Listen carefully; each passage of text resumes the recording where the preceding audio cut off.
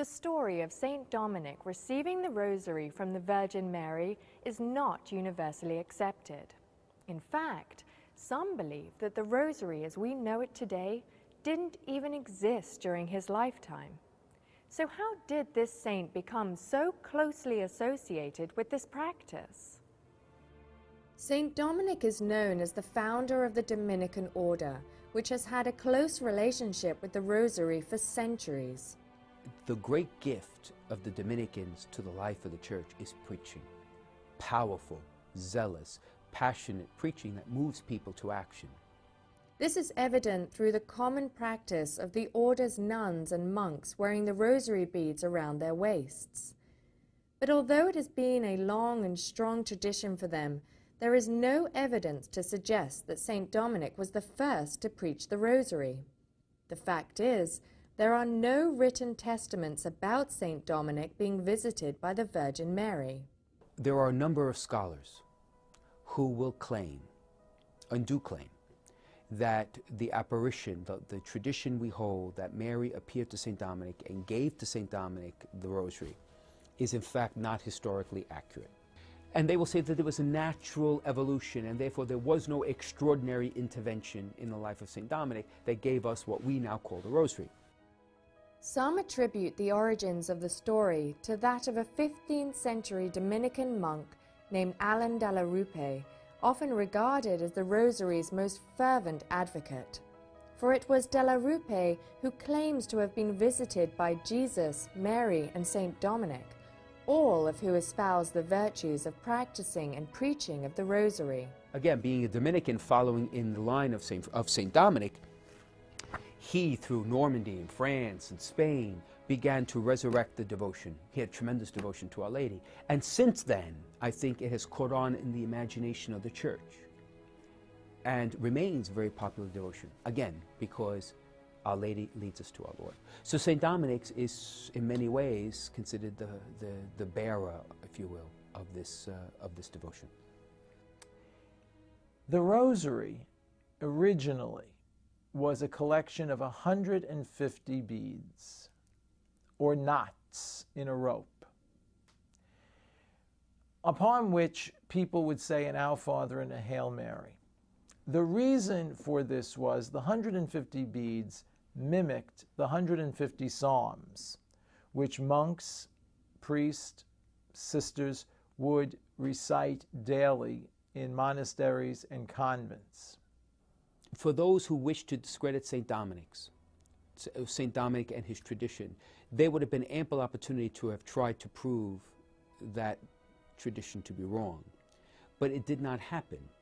And in my mind, that lends weight to very much to the bias that if someone's going to claim it's not historically accurate, that they need to give some definitive proof that in fact it is not historically accurate. There are written accounts, and in some instances archaeological evidence, that it was common for those dedicated to ritual prayer to use devices such as pegs, beads, or stones to keep track. It is easy to see how this can be a precursor to the Rosary, which uses beads in place of knots along a rope or chain. Whether or not Mary gave the Rosary to Dominic, or whether or not this developed from the East, where there were mantras of holding on to beads and praying, it doesn't make a difference. What does make a difference is that the Dominicans gave us those mysteries, and the prayer form has been very, very helpful for many, many thousands and thousands and millions of Christians throughout the world, even for those who are educated. I'm of the opinion, when it comes to the miraculous, when it comes to intervention, and in this case, an apparition of Our Lady, you will know whether or not it is trustworthy by its fruits. And no one can dispute the enormous spiritual fruit that has come from the Rosary in the Dominican tradition. So I'm quite comfortable to say, at least in my own mind, that no matter what the scholars do and how they debate, that something extraordinary happened to St. Dominic at the hand of Our Lady, to which we are all the beneficiaries. Ultimately, it doesn't matter whether the Rosary was given to Saint Dominic or that it evolved from some earlier practice. What does matter is whether it's an effective way to get closer to God. When we return, we'll get a deeper understanding of the Rosary and how it can benefit us in the 21st century.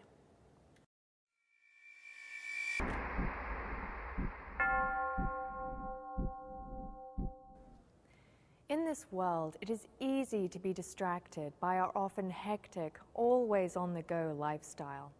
Our daily lives are filled with endless tasks and commitments that can sometimes prevent us from maintaining a deep relationship with our faith. So how do we get back to focusing on what is really important? The Rosary is here to help. It is important to remember that the Rosary shouldn't be seen as something repetitive. Rather, it's a way to contemplate on the mysteries of the life and teachings of Jesus Christ. For it is in these mysteries that we derive our faith and wonderment in God. It engages the mind, it engages the soul, and it engages the body in the prayer. It's also very soothing, very meditating. It calms you down. Today, we are again in a period of turmoil. We are in a period of tremendous upheaval. And we see it both in our own society, we see it particularly in the United States, in our American culture. Many people, in times of crisis, it's very difficult to read in times of crisis. Someone is sick, someone is dying, there is a catastrophe. You can't always have a text in front of you. You should have this, you know? And it becomes something to hold on to. And I think it's a very human, psychological thing to do. I think we are poised for a rebirth of this devotion, particularly among the young. I mean, those who have grown up with it from years past continue to pray it, and rightfully so, because they get tremendous graces from it. Dominic may or may not, the story may or may not be true. To me, it doesn't make much of a difference, because it seems that the devotion was certainly fostered by his community, and it has been a very helpful and very wonderful way to pray, and also for many, many people to encounter the Lord and to encounter Mary through this particular prayer form. We need a new Father della Rupe. And perhaps we don't need one, we need many, to be able, person to person, heart to heart, to bring this devotion to our young people. Because if they learn this, and they're introduced into the mysteries of the Lord's life by doing it, then I think they're well on their way to becoming active, faithful disciples of the Lord. The Rosary is still practical for our times. It fits in your pocket and can be taken and recited just about anywhere, whether it be in church or walking in the park. It doesn't matter when or how many times you pray, just as long as you're able to find a moment to experience how truly wonderful the Rosary can be.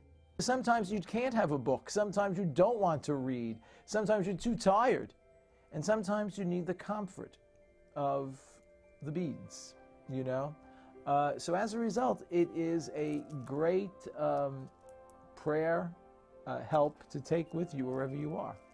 Mary has given us a great gift to acknowledge that we are all here because of Jesus. It truly embodies our core beliefs in the Catholic faith and has become a wonderful gift. I'm your host, Carolyn Morrison, and thank you for watching Mysteries of the Church.